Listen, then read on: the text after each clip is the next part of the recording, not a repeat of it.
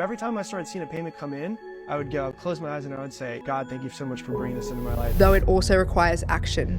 It's not just words. Every couple should have 4 bank accounts. A savings account where you both agree to put X amount of dollars of that money in it. How can that be fair? Men who are insecure, who are hollow in their masculinity, want to be worshipped. What did he even say? You'll never feel ready to take that leap. Your brain is designed to protect you. It is. It's true. I mean, welcome to Life by 8, your blueprint for designing your ultimate life. I'm Rebecca Grugan, your architect on this journey to building a life fully lived. Using our 8 Pillars to Human Wellness framework, we'll explore how to transform your everyday from ordinary to extraordinary. So let's go. Hi. I'm here to react to stuff. Welcome. Enjoy. I think the most masculine men have the courage to love. And I think men who are insecure, who are hollow in their masculinity, want to be worshipped. But men who are rich and mature in their manhood know the power of loving. It's different than wanting to be loved. It's actually having the courage to love. What did he even say? I mean, the music was dramatic, but I have no idea what the fuck he just said. This is the thing, right? You can use emotion and masculine. I don't even actually know what he said. Masculinity, love, something about love, being worshipped.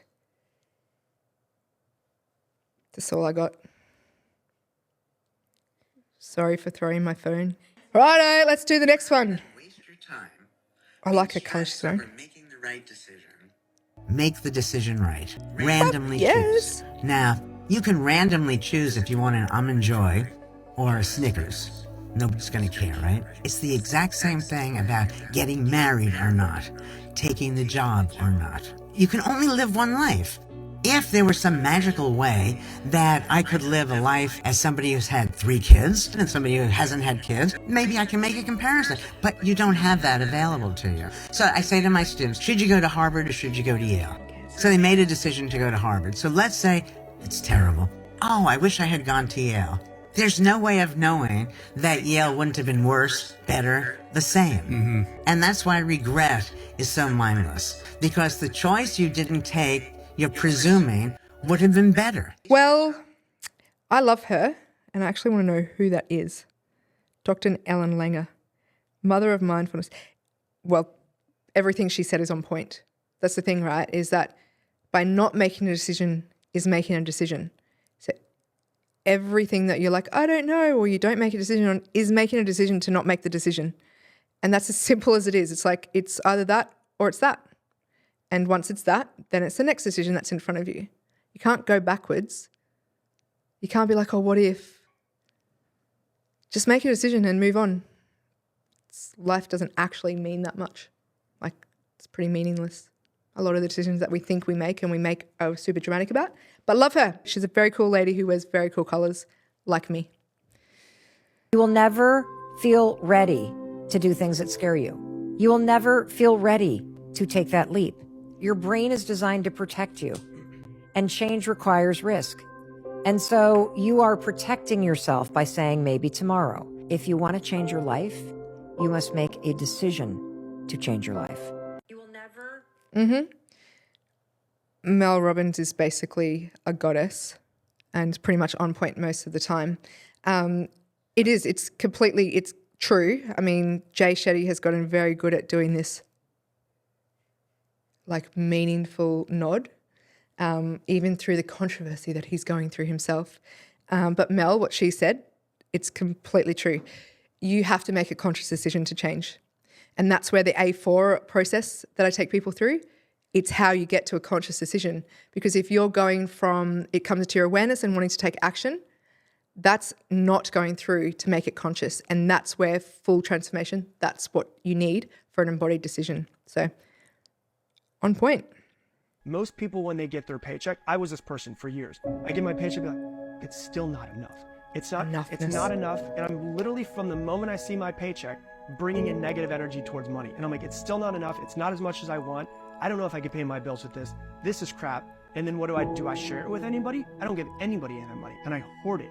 Do I take care of it? No, I complain about I don't have enough. I don't enjoy it. I don't share it. I waste it. I buy stupid stuff. And then you see on the other side, someone who gets their paycheck, and this is a big thing that I changed in myself like 7 years ago. Anytime that I would get a payment, because what's cool about building business online is you can get payments at random times. I would get a payment, and I switched it to every time I started seeing a payment come in, I would go close my eyes and I would see the person's name and I would say, John, thank you so much. God, thank you so much for bringing this into my life. I hope that I can make some sort of transformation. And I just wanted to bring that energy to it. And what's crazy is it just like you said, it's like the river just widened. And that is the definition. Like he explained that so well. Yes, changing your frequency and the energy that you bring to something, though it also requires action. It's not just words. You can say, I want this now. Why am I not getting this now? But your intention is that you think that you should just have it. And so it's actually the gratitude that makes the biggest difference here. And so I love how he's shown the two examples of that.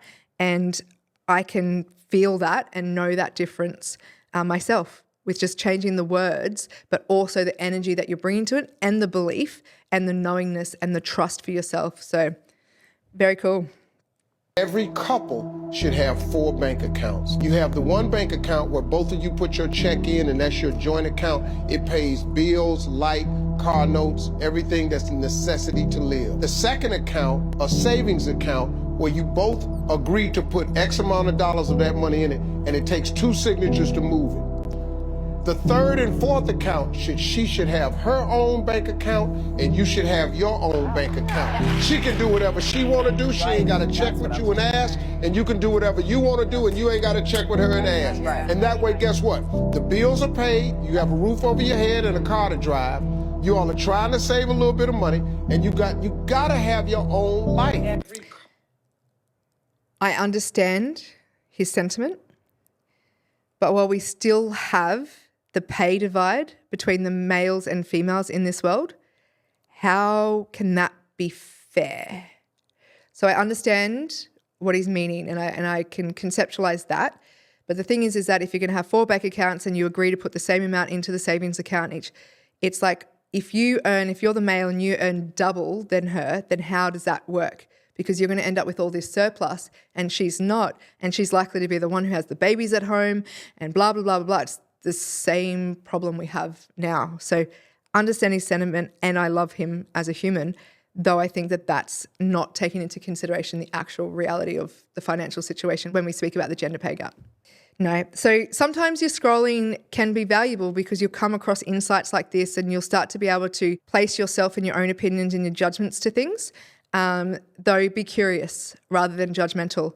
And if you're going to scroll, make it purposeful and follow positive and optimistic accounts like mine, if you don't already.